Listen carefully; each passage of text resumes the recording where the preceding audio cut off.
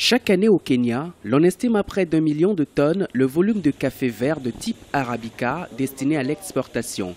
Sur l'ensemble du pays, ils sont plus de 6 millions de personnes employées par cette industrie, soit plus de 10% de la population qui vit directement ou indirectement de la culture du café. Bien que ce soit le thé qui domine ce genre de culture dans le pays, ces dernières années, les Kenyans ont découvert une nouvelle passion et développé de nouvelles habitudes de consommation. Le café agrémente les causeries et c'est comme un incitateur à la discussion. Dans la culture africaine, quand vous êtes invité pour un repas ou par exemple pour prendre un verre, ce n'est pas juste pour le repas ou tout simplement pour le verre, mais c'est surtout pour échanger.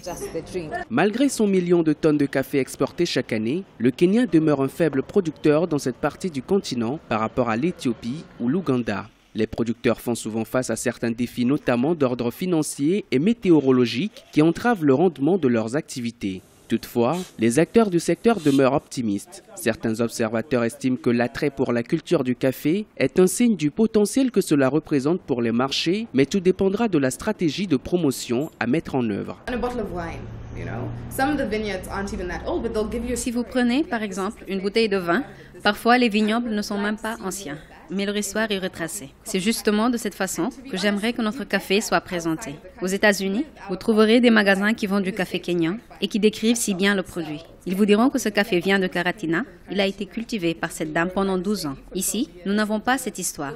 Il va falloir se demander pourquoi cela est ainsi. Je voudrais faire découvrir la saveur du café de mon pays.